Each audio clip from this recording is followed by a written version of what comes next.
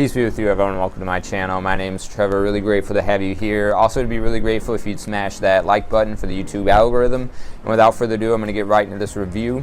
So we've got the fragrance for this review is going to be Lalique Equus.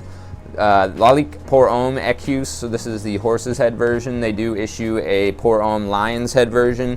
They're very different fragrances. So this one they only issue in a 75 ml bottle, whereas the Lion's Head, I believe they have in a 125 ml. So this was a 2001 release. It is a cheapie. You can usually find this for right under 40 bucks, and it is a compliment getter. I do get compliments usually every time I wear this one. So those are just some kind of fun facts about this fragrance. Another thing to know about this fragrance is that the horse's head here is a laser print. They did used to issue the fragrance in a embossed kind of version that like the horse's head comes in. I don't know why they stopped that, but if you're still in search of this version of the bottle, which they usually depict on the discounters, you're not going to end up getting this one. If you order it, you're going to end up getting this one. I was unpleasantly surprised when that happened to me. But if you do want this one, search for the Eau de Toilette version. This is the Eau de Parfum. They've discontinued the Eau de Toilette. There's minor differences. I would say the main difference is that this one is a little bit colder and this one is a little bit warmer, and you'll see why that is when I get further into the note breakdown. But yeah, like I said, if you want to get this embossed version of the fragrance bottle, go ahead and look for the Eau de Toilette version on places like eBay and Mercari, because they're usually not selling them at discounters anymore. The perfumer behind this fragrance is Emily Copperman, I believe. So she is a master perfumer in Fragranta's database. I don't actually own anything else from her portfolio, but some popular fragrances that she's done are 212 VIP from Carolina Herrera, Bois de Yuzu from Karl Lagerfeld, and Beloved Man from Amouage. So if you have any of those in your collection and you're a fan of them, maybe check out this fragrance and kind of explore more of her portfolio. So the main notes in this fragrance, at least what I pick up, you've got some citruses in the top that kind of give it a bright opening, but those quickly fade. And then the main players are going to be some juniper wood, some spices that add some sweetness like nutmeg and cardamom. There's also a unique spice note in the form of mace, the kind of spice that you use to spray people's eyes, that police use. And then a plethora of woods that really give the main character to the fragrance. So you're going to get redwood, sequoia, and vetiver that kind of play the main parts here. I don't know if there's any cedar listed on Fragrantica, but I do get some semblance of cedar in the fragrance. So that is why a few fragrances in my collection that I could compare this to are Bentley Absolute from Bentley, and this is, they don't smell quite the same, but they do have somewhat of a similar woody facet to them. This one lacks like the citrusy opening and some of the green elements that are in this.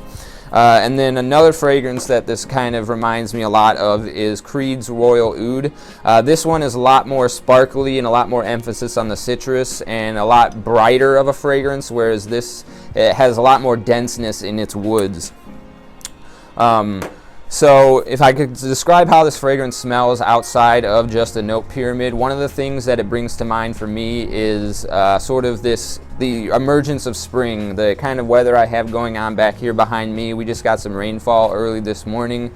So like the scent that the leaves and the bark and the soil are all giving off after they've been reinvigorated with water after a long dry spell, whether that be just after the end of winter, or where I'm at, we actually just had a little bit of a heat wave where we were up in the high 80s for the past week. So we've dropped back down and it's high 40s right now, and we got that little bit of rain, and the leaves and the barks and the trees are all kind of giving off that scent of early spring. So this kind of smells like early spring to me in some sense. It also has a pencil shavings vibe. almost like a spicy pencil shaving is a good way to describe this one. And then there is a certain element to it that is articulated by the presentation with the horse's head. It has a certain like countryside kind of vibe to it, almost like the smell of a petting zoo. If you ever go and they have that sort of almost like pencil shaving, like hamster shaving, sort of very light colored wood chips underneath of all the bedding for the animals, and you're walking through and there's that slight just kind of like farm side kind of scent that is articulated in this, but not in an animalic kind of pungent barnyard way that you might be thinking. It's very beautifully done, very elegant. I've also seen it described as a green gourmand. So the herbal elements in here alongside the woods and then the spices from the nutmeg and the cardamom do give it a certain warmth and sweetness, and then those are contrasted, I think, with the juniper berry, and then there's a violet leaf note that also give it a certain like cold wetness, and then those two elements like the deep spicy dry dense woods kind of contrast with the juniper and the violet leaf that add a certain coldness to it, and it comes together in this very elegant just beautiful fragrance. So who could I see wearing this fragrance? I believe it's very masculine leaning. I think it's for ages 30 and up. It's definitely more of a mature fragrance. It's something that I would wear either doing something outdoorsy, whether hiking or farming or something of that nature, something involved with the earth in some way. I think a good attire for the fragrance is going to be like a flannel shirt, kind of that kind of attire, just a little bit more casual, but it's definitely something you could dress up or dress down. I think it's a perfect signature scent if you wanted to wear it anytime. It does, I believe, it's more of a daytime fragrance, even though it has that kind of warmth from the spices and the denseness from the woods. I think it shines a little bit more in the daytime as like a everyday sort of casual wear or an office fragrance even. It is something that I could see like a lumberjack wearing, or a cowboy or a farmer, like I said, somebody that's just like working with the earth or animals in some way. It's very austere in some sense of a fragrance, a little bit more reserved of an individual I think could wear it, more of like a melancholic type character. Is who I could see wearing this one. I think the seasons it's good for, I think it's perfect for spring and fall. Like I said, the kind of weather I have going on here behind me, it's a little bit kind of gray, overcasty, a little bit wet, a little bit cold. That just right, perfect transition period in the year. Like I said, spring and autumn are the ideal seasons for me, but I think you get away with this year round. The citruses in the top kind of make it palpable in the summertime, and then the woods and the spices that aren't going to be getting too overpowering or cloying in the heat, I wouldn't say. So in terms of longevity, projection, and my overall rating, so with the longevity on this one, it's moderate. I get somewhere between 3 and 6 hours. At least that's how long my nose can pick it up for.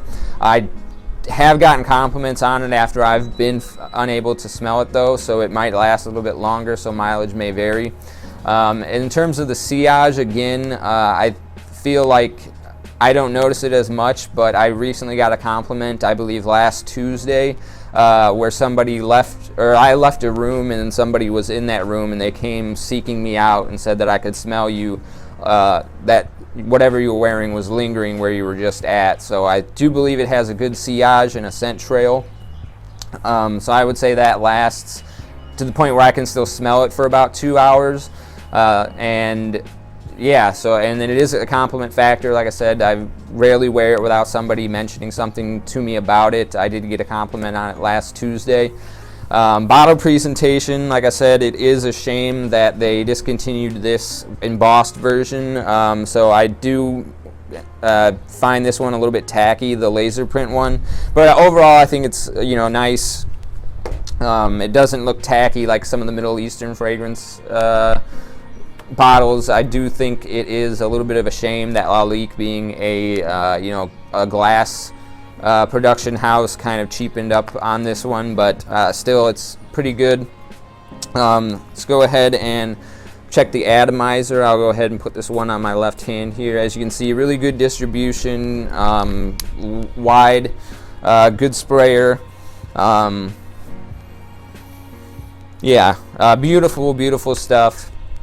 So if I had to give it an overall rating, I think I'm going to give this one an 8 out of 10.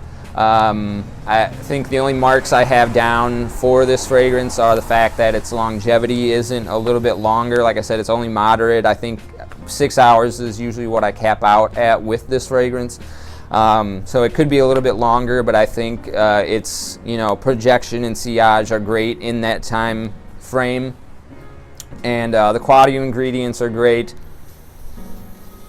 And yeah, I think this is a really good fragrance, and for the price point, it is you know, unmatched, as Lalique usually is.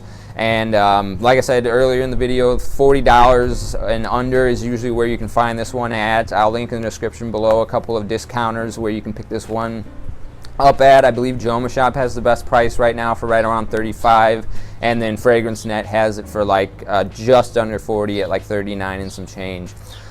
So let me know if you've tried this one. Let me know what your thoughts on it are in the comment section down below. Let me know if you've tried anything else from Emily Copperman, and if there's anything I should check out from her. And I appreciate you sticking with me to the end of this video. I'll see you in the next one. Take care.